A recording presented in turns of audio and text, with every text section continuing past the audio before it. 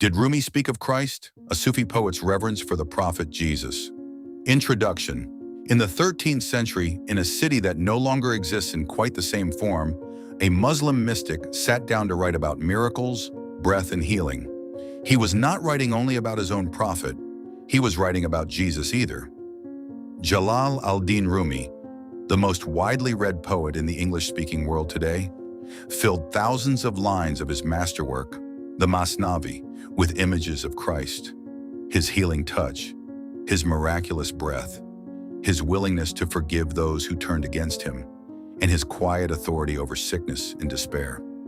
These are not marginal allusions or passing references. Jesus appears across all 6 books of the Masnavi, and always with deep reverence. This is not a footnote in Rumi's work. It is a sustained meditation, one that returns again and again across decades of writing in some of his most tender and most demanding verses. So the real question isn't whether Rumi mentioned Jesus. He did repeatedly. The question worth asking is what Jesus meant to him, why those particular gospel images kept appearing in a Persian Sufi poem, and what that reveals about the place of Christ within the Islamic and Sufi imagination at its deepest. Act 1. Jesus in the Islamic tradition. To understand why Rumi could write about Jesus with such warmth, we first need to understand where Jesus already stands within Islam itself. Because this is not a borrowing from an alien tradition. It is already there, woven into the fabric of the Qur'an from the beginning. In the Qur'an, Jesus, Isa ibn Maryam, Jesus son of Mary, is not peripheral. He holds one of the highest ranks among all the prophets.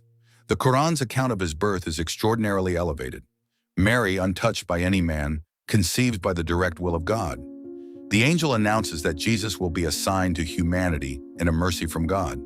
He is described as a word originating from God and as a spirit from him, language used for no other prophet in quite the same way. His miracles are recorded and affirmed. He heals the blind from birth, he cures leprosy, and, by God's permission, he breathes life into clay birds and calls the dead back to life. Within Islamic tradition, these are not read as symbolic events or later embellishments. They are accepted as real, performed by a prophet acting entirely through divine power, never through his own independent authority.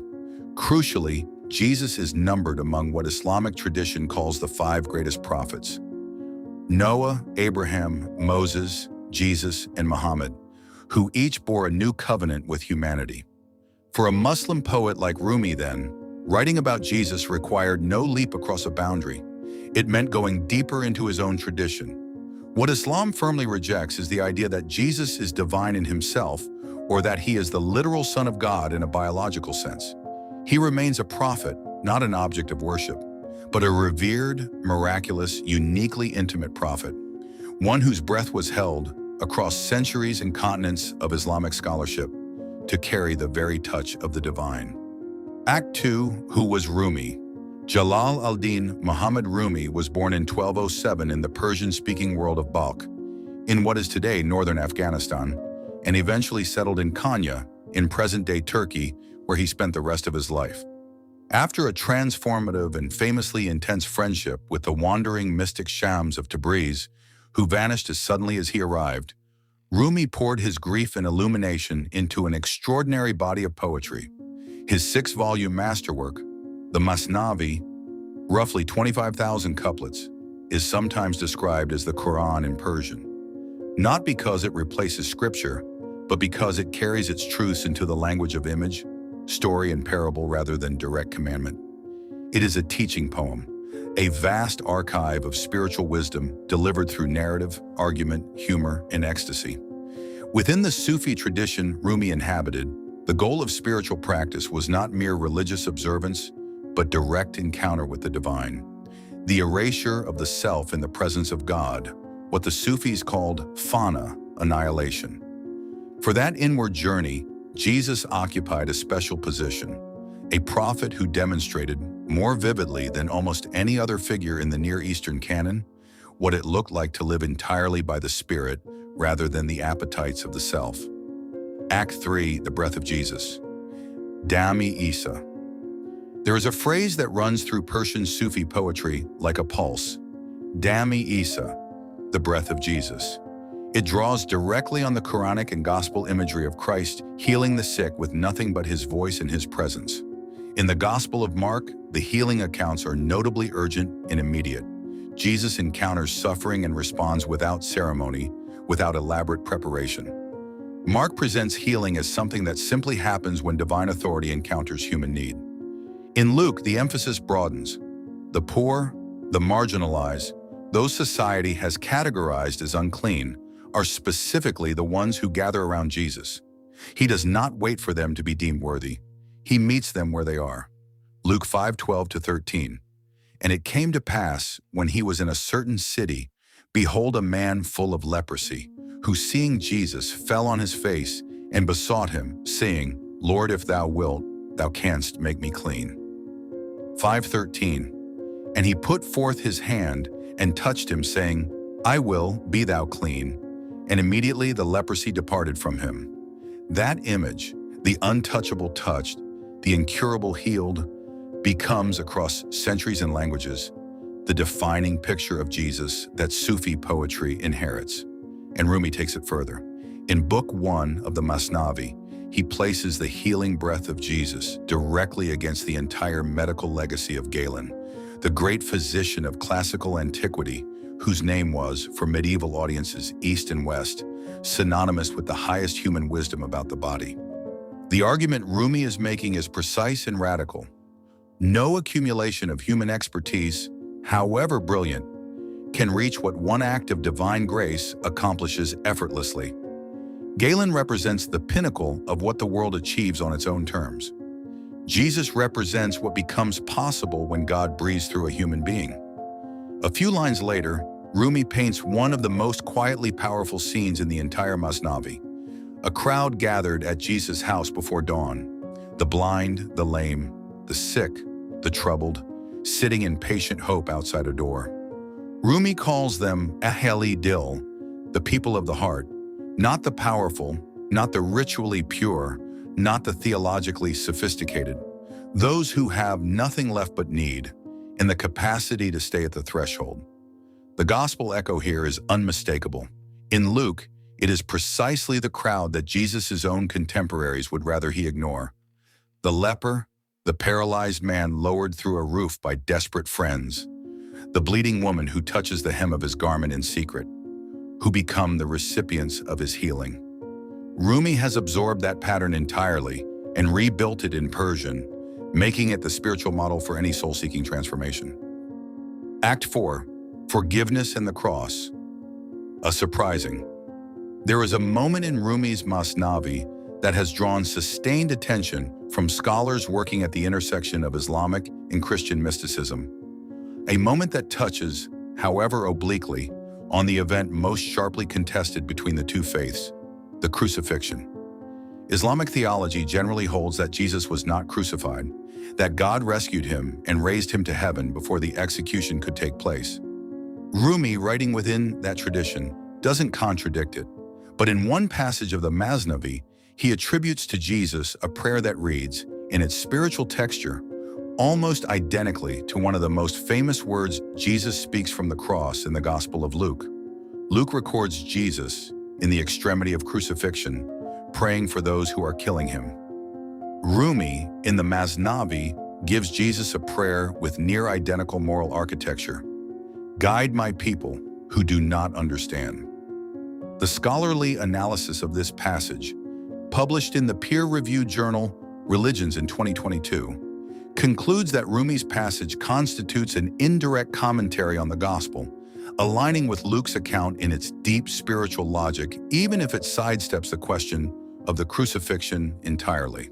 What this reveals is something important about how Rumi reads Jesus, not as a doctrinal proposition to be accepted or rejected, but as a living figure whose essential character, forgiving, patient with those who cannot see, persisting in love even at the cost of himself, transcends the specific arguments about what happened on what day. It is Jesus's moral and spiritual posture that matters to Rumi, and that posture is recognizably deeply gospel. Act 5, Jesus and the Donkey, a parable of the self. Later in the Masnavi, Rumi turns his reverence for Jesus into something sharper, a parable about the human soul's most persistent failure. He describes a traveler who has Jesus walking right beside him, wisdom, insight, the capacity for spiritual flight, and yet the traveler keeps stopping to tend to his donkey instead, feeding it, worrying over it, organizing his entire journey around the creatures. In Rumi's symbolic language, the donkey is the nafs, the lower, appetite-driven self, the part of us consumed by comfort, status, fear, and ego. Jesus in this parable stands for the ruh, the spirit, the higher capacity in every human being to rise above mere survival and touch something eternal. The gospel resonance here is direct. Jesus' Sermon on the Mount in Matthew's Gospel opens with the Beatitudes, a sustained reversal of the world's values in which the poor in spirit, the meek, those who hunger and thirst for justice, are declared blessed. The entire moral architecture of the sermon assumes a self that has learned to stop feeding its own urgencies, its own defensiveness, its own appetite for approval. Rumi's parable and Jesus' saying in Matthew are, in this respect, saying the same thing from different directions. The self that serves only its own comfort, the donkey, is not the self capable of transformation. And the path beyond it involves a kind of self-renunciation that neither tradition treats as easy or automatic. Rumi places Jesus right there beside every traveler as both the symbol and the guide. If only the traveler would stop staring at the donkey long enough to notice. Act 6, the Sufi Jesus, a model drawn from the Gospels. Rumi was not the first Sufi to look to Jesus as a model. He inherited a tradition reaching back to the earliest generations of Sufi practitioners who were drawn to Jesus as the great exemplar of zuhud, asceticism, detachment from the world. Early Islamic scholars had preserved a body of sayings attributed to Jesus, some overlapping with the canonical Gospels, others from traditions not preserved in the New Testament, in which he appears as a wanderer who owns nothing, trusts entirely in God's provision, and reserves his sharpest words for those who mistake religious performance for genuine encounter with the divine. That Jesus, the homeless teacher, the healer of those no one else would touch, the one who turned not toward crowds of the respectable, but toward the broken, is already vividly present in the Synoptic Gospels.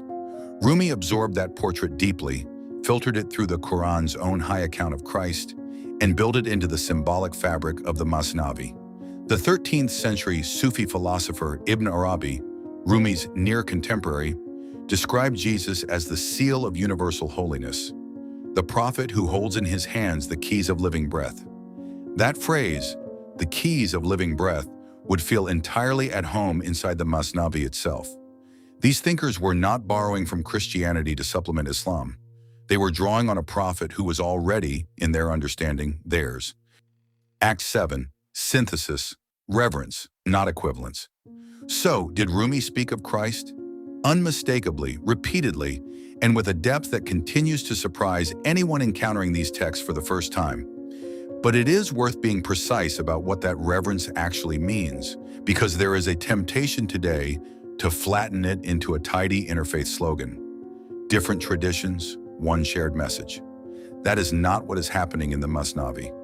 Rumi never treats Jesus as his equal, and he never argues that Islam and Christianity are simply two roads to the same destination. He treats Jesus as Islamic tradition already holds him to be, one of God's greatest prophets, a vessel of divine breath, whose healing presence and moral authority testify to the reality of one God. What he adds through the Sufi imagination is intimacy. He takes the theological position and makes it personal, turning Jesus into a living symbol that a 13th century Persian audience could carry into their own daily struggle with themselves. The Gospel provides Rumi with images he could not have invented on his own. The crowd at the door before dawn, the leper touched without hesitation, the prayer of forgiveness spoken from the extremity of suffering. He did not read the Gospels as Christians read them, but he read the figure those Gospels describe, and he recognized in him the highest model of what a human being could become when God breathes through it fully. Conclusion. 7 centuries after Rumi set down his pen, the breath of Jesus is still there on the page, sitting patiently, as it always has, at the door of anyone willing to stop feeding the donkey long enough to listen. Perhaps that is the truest thing this tradition offers. Not the erasure of difference between faiths, but the insistence that difference can hold real and deep love. That a poet writing within Islam could honor the Christ of the Gospels without betraying himself, and that the figure Jesus cuts across human history is large enough to be seen, whole and blazing, from more than one direction.